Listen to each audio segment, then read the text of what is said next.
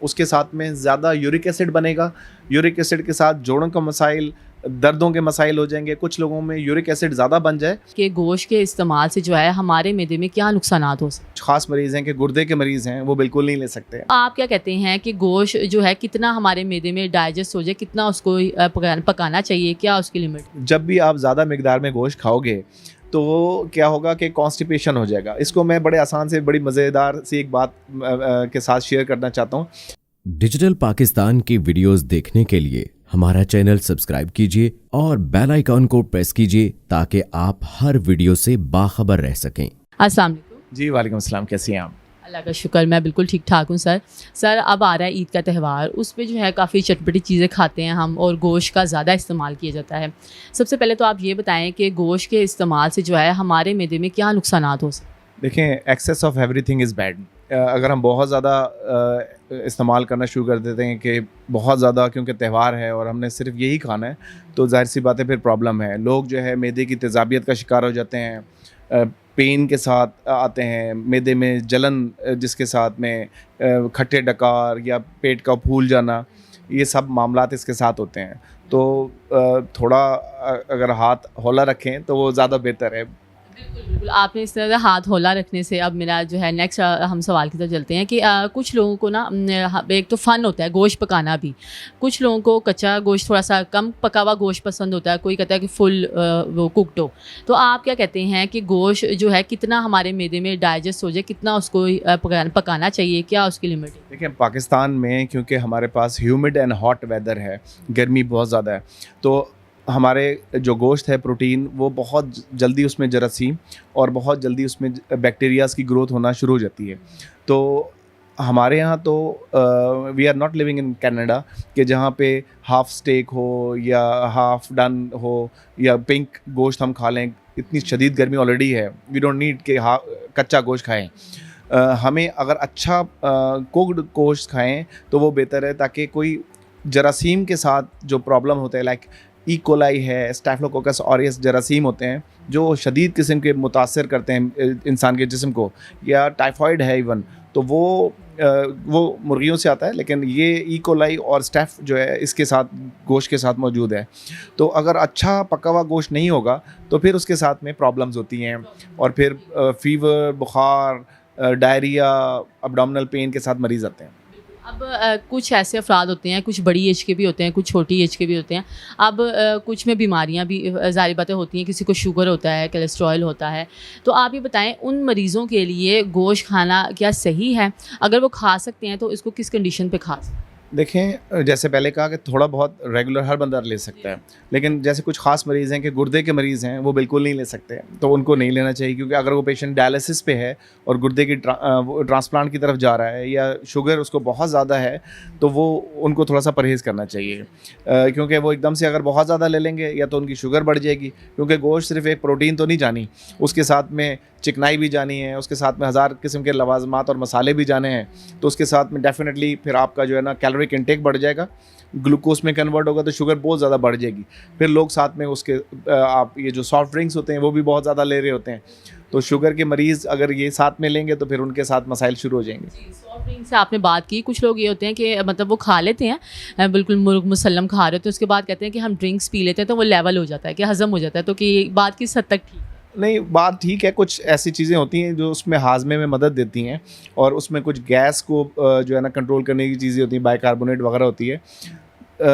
अगर आपको शुगर नहीं है तो आप इसको एंजॉय कर सकते हैं, थोड़ी मिकदार में बिल्कुल ले सकते हैं, कोई मसला नहीं है। अच्छा सर, अब ये बताइए कि कुछ लोग होते हैं जिनके दांत थोड़े वीक होते हैं, या जैसे बड़ी एज के लोग हैं जिनके दांत नहीं हैं, तो उनका गोश्त खाना कितने हद तक ठीक है? अगर वो खा सकते हैं तो उसका कितना कुक होना चाहिए, क्या लिमिट है एक जिनके दांत या मसूड़ों का जिनका इशू?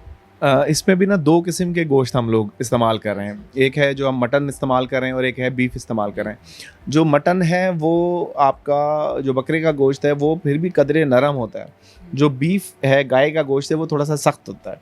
ऐसे लोग, कुछ लोग ऐसे हैं कि जिनके दांत थोड़े वीक हैं या उनको विटामिन सी की कमी है, या इन्फेक्शन उनको रह रहा है या दांत की ख़राबी है, तो उनके मसूड़ों के इन्फेक्शंस बहुत ज़्यादा कॉमन हैं। लोग जो हैं उनके जब दांत खाते हैं या दांतों में गैप है तो बहुत ज़्यादा गोश्त फंस जाता है, और वो अगर हमारे यहाँ पेस्ट तो करते हैं या ब्रश कर रहे हैं, लेकिन वो हम फ्लॉ वगैरह नहीं कर रहे होते ना, फ्लॉस नहीं करते, तो गोश्त के पार्टिकल फंसे रहते हैं, दांत फिर पक जाते हैं और फिर हमारे पास आते हैं कि जी ये दांत हमारे ख़राब हो रहे हैं या मुंह के अंदर छाले पड़ गए हैं।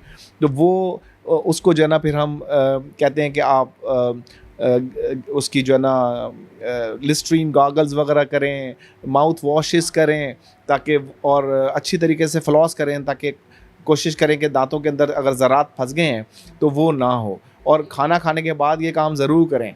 होता ये है कि आप सुबह भी गोश्त खा रहे हैं, नाश्ते में भी, दोपहर में भी और रात में भी, तो फिर मसला ज़्यादा हो जाता है।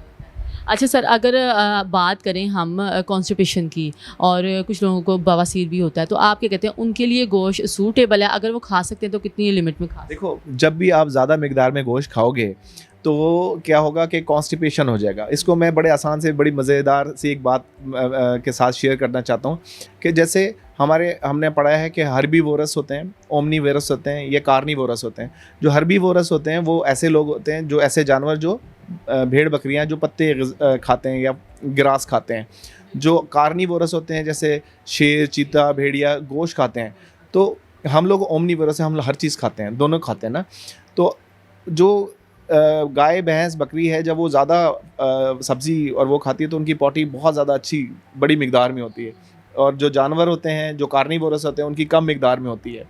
तो इसी तरीके से अगर हम बैलेंस डाइट, हम ओमनीवोरस हैं, अगर हम बैलेंस डाइट नहीं रखेंगे, यानी गोश्त के साथ अगर हम फाइबर नहीं खाएंगे, सलाद जो बारबेक्यू करने हम कहीं जाते हैं तो सबसे पहले सलाद की प्लेट आके इसलिए रखी जाती है कि भाई उसमें आपने वो साथ में लेनी है, ये नहीं कि उसको तुसी परे कर दो और फिर बाकी सारा कुछ लेते रहो। तो वो जो सलाद की प्लेट दी इसलिए जाती है। अगर आप ज़्यादा चिकनाई, ज़्यादा गोश्त खाओगे तो मरीज़ को फिर कब्ज़ हो जाएगी, कॉन्स्टिपेशन हो जाती है। और कॉन्स्टिपेशन के साथ मोस्ट कॉमन चीज़ जो है वो हमारी बवासीर है।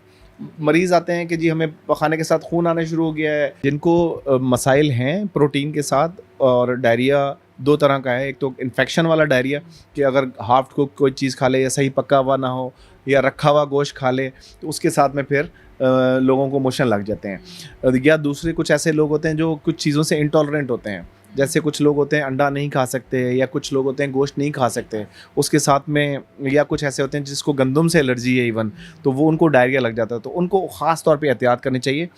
अच्छी तरह से पका हुआ खाना, साफ़ सुथरा खाना, हैंड वॉशिंग बहुत इंपॉर्टेंट है।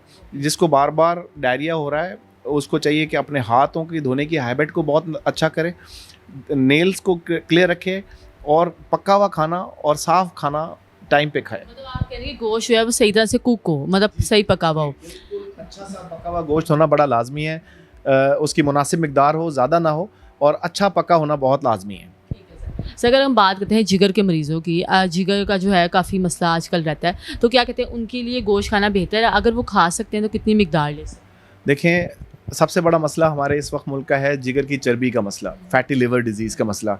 हर बंदा उसका BMI मोटापे की तरफ है, ओबेसिटी की तरफ जा रहे हैं, तो उसमें प्रॉब्लम्स बहुत ज़्यादा हो जाती हैं। अगर आप हाई कैलोरीज़ खाते हैं तो आपका जिगर के अंदर बहुत ज़्यादा चर्बी जमा होना शुरू हो जाएगी। उसके साथ में ज़्यादा यूरिक एसिड बनेगा। यूरिक एसिड के साथ जोड़ों का मसाइल, दर्दों के मसाइल हो जाएंगे। कुछ लोगों में यूरिक एसिड ज़्यादा बन जाए तो गुर्दे के अंदर पथरियाँ बन जाती हैं, और जब गुर्दे में पथरियाँ बनना शुरू हो जाएं तो उसके साथ में गुर्दे के मसाइल, इन्फेक्शंस और गुर्दे का फेलियर इवन हो सकता है।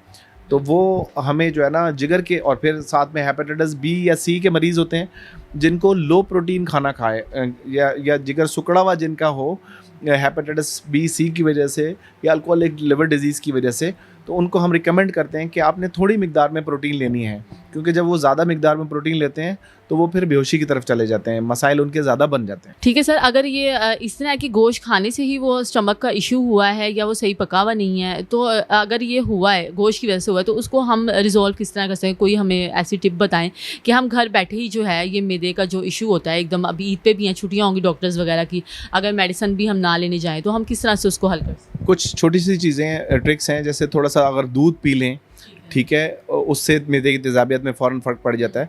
या ओवर द काउंटर कुछ मेडिसिन्स होती हैं, लाइक इनो है, या आपके पास सिर्फ सोडा, अगर कुछ नहीं है तो पेप्सी है या सोडा पड़ा हुआ है, थोड़ा सा वो पी लें, उससे कुछ लोगों को सुकून मिल जाता है। फिर कुछ दवाइयाँ हैं लाइक फेमोटिडीन है, या कोई मैदे के कैप्सूल्स होते हैं जिनके साथ में मामलात बेहतर हो जाते हैं। लेकिन इसमें यही है कि अगर जलन हो रही है, ज़्यादा हो रही है, तो थोड़ी देर फ़ौरन लेटें ना, थोड़ा सा दूध पी लें, वॉक करें, कुछ मामलात गैस वगैरह खारिज हो जाए, मामलात बेहतर हो जाए, तो आप बेहतर फील करेंगे। क्योंकि हमने ये समटाइम देखा है कि ईद के जब त्यौहार आता है उसमें जो है फिर हम बेतहाशा खा भी रहे होते हैं। अगर अक्सर पहले देखा जाता है कि हमारे बड़े कहते थे कि बड़ा गोश्त जो है वो बड़ा अच्छी ग़िज़ा समझी जाती है, लेकिन अब के दौर में लोग कहते हैं छोटा गोश्त खाएं, बड़े गोश्त में थोड़ा सा उसमें रेशा हो जाता है, ये हो जाता है। क्या ये बातें ठीक है? दोनों में से बेहतर कौन सा गोश्त? नहीं, क्या चीज़ महंगी है? मटन जो है वो महंगा है, तो वो बेहतर है। मतलब ये इसमें भी कॉन्सेप्ट है कोई? कॉन्सेप्ट नहीं है, लेकिन देखें दोनों अच्छी रिच सोर्स ऑफ प्रोटीन है, लेकिन ज़्यादा जो है वो आपका मटन बेहतर है, बजाय ये कि आपका क्योंकि कुछ लोग जो हैं वो गोश्त एक तो सख्त होता है, वो लाइक भी नहीं करते उसको, और वो इतना पैलेटेबल नहीं होता, खाने पीने में इतना मज़ेदार नहीं होता, तो इसलिए वो ज़्यादा पसंद नहीं किया जाता। दूसरा गोश्त जो है वो ज़्यादा पसंद किया जाता है। सर कोई ऐसी मेडिसिन है कि अगर हम उसको ला के रख लें, इस तरह की कभी तेज़ाबियत हो या गोश्त खाने की वजह से कोई इशू हो किसी को, तो वो खा सकें? क्योंकि हर एक को, जिसको शुगर भी है और ब्लड प्रेशर भी है, ख़ास तौर पे ब्लड प्रेशर के मरीज़ भी, तो वो भी इजीली जो है उसको यूज़ कर सकते हैं। नमक और चिकनाई वो अगर नहीं खा रहे, गोश्त आप प्रोटीन ले रहे हैं, कोई मसला नहीं है, लेकिन अगर बहुत ज़्यादा उसमें सॉल्ट डाल रहे हैं, वो ऐसे ऐसे करके सॉल्ट डाल रहे हैं, उसमें चिकनाई बहुत ज़्यादा डाल रहे हैं, तो डेफिनेटली फिर उसने आपका ब्लड प्रेशर भी बढ़ाना है, उसने आपके जो है ना कोलेस्ट्रॉल लेवल्स भी बढ़ाने हैं। फिर आपको अगर कोई ब्लड प्रेशर के साथ दिल का मसला है, तो फिर वो दिल के मसाइल का भी शिकार हो जाते हैं। खून की नालियाँ अगर तंग हैं तो कोलेस्ट्रॉल वहाँ भी जमेगा और फिर दिल के मसाइल शुरू हो जाएंगे। तो क्या कहते हैं, इसमें हम कोई मेडिसिन लेके रख सकते हैं कि हम डॉक्टर से उसी टाइम लिखवाएं रिकमेंडेड, जैसे हम मंगवा के रख सकते हैं घर में कि हम उसको फ़ौरन इमीडिएटली ले लें, कि हमने प्रॉपर उसको डॉक्टर को उस टाइम चेक करवा के? नहीं, अगर दिल का मरीज़ है तो फ़ौरन उस टाइम तक ना जाएं, अपने डॉक्टर से पहले मशवरा करें कि भाई ईद आ रही है, हम क्या क्या चीज़ें परहेज़ कर सकते हैं, क्या क्या चीज़ें हम खा सकते हैं, और जो वो फिर कहते हैं डॉक्टर साहब उसके ऊपर अमल करें, बजाय ये कि हम उस वक्त इमरजेंसी में, क्योंकि ईद पे तो सब बंद होता है, अक्सर डॉक्टर्स अच्छी जगहों पे, हॉस्पिटल्स भी नहीं खुले होते, तो वो मसला फिर एकदम से बहुत ज़्यादा बन जाता है। छोटी मोटी जो ओवर द काउंटर मेडिसिन हैं वो आप ले सकते हैं और वो आप इस्तेमाल कर सकते हैं। तो आप क्या कहते हैं कि हर एज के लोगों को जो है गोश्त, आमतौर पर अभी ईद आ रही है तो वो उसमें किस लेवल पे खाएं? थोड़ा खाएं मिकदार में, साथ आपने जैसे बताया सैलड भी खा लें, थोड़ा सा लेवल हमें बता दें कि इतना इतना खा लें, ये ना कि सारे बड़े अच्छी तरह हाथ इधर छोड़ दें। सुन्नत पे अमल करना बड़ा ज़रूरी है, और इसमें सबसे ज़्यादा इंपॉर्टेंट चीज़ यही है, आपने ईद को तो इन्जॉय करना ही करना है। वो हम मना नहीं कर रहे कि आप ईद को इन्जॉय ना करें। जैसे खाना खाते हैं कि खाने से पहले पानी पी लिया, थोड़ी अगर भूख है तो छोड़ दें, थोड़ी देर बाद खा लें। फुल हो के खाना, मुकम्मल पेट भर के खाना सही नहीं है, और खाने के दरमियान में पानी पी लें, खाने के बाद में पानी पीना ठीक नहीं है। तो अगर आप इस तरह सुन्नत के ऊपर अमल करते रहेंगे और मुनासिब मिकदार में ग़िज़ा खाते रहेंगे तो कोई मसला नहीं, आप खा के एंजॉय कर सकते हैं। ठीक है sir, thank you so much sir. हमारे जो ऑडियंस है उसके लिए आप कोई मैसेज देना चाहें अच्छा सा? एहतियात बहुत ज़्यादा ज़रूरी है, और तमाम लवाज़मात का बहुत ज़्यादा ख़्याल करना बहुत ज़रूरी है। ये सुन्नत इब्राहिमी है। बिल्कुल गोश्त खाएं, चीज़ों को जो है ना बहुत अच्छे से एंजॉय करें, रोज़ाना एक्सरसाइज करें, साफ़ सुथरा खाना और मुनासिब मिक़दार में पानी का इस्तेमाल करते रहें। अपने इर्द गिर्द सफाई का बहुत ज़्यादा ख्याल रखें, क्योंकि आप जब कुर्बानी करते हैं उसके साथ में बहुत ज़्यादा आलाइशें फिक्री होती हैं, उसके साथ में बहुत ज़्यादा ताफ़ुन के साथ गोश्त, हड्डियाँ बाज़ारों में, गलियों में, मार्केटों में, गंदी जगहों पे, खुली जगहों पे ना फेंकें, क्योंकि जब आप ये करेंगे खून बह रहा होगा हर तरफ, तो उस पे ज़्यादा मक्खियाँ आएंगी, उस पे ज़्यादा जरासीम आएंगे, वो उन पे से ही बैठेंगी, फिर आपके खानों पे बैठेंगी और आप ही को इन्फेक्ट करेंगी। तो एक अगर मुनासिब सफाई का इंतज़ाम रखा जाए, अच्छे माशरे के तौर पे अच्छे शहरी होने का सबूत दिया जाए, तो बड़े आराम से सब कुछ हो सकता है। और ये हमारा मजहबी त्यौहार है, इसको ज़रूर इंजॉय करें।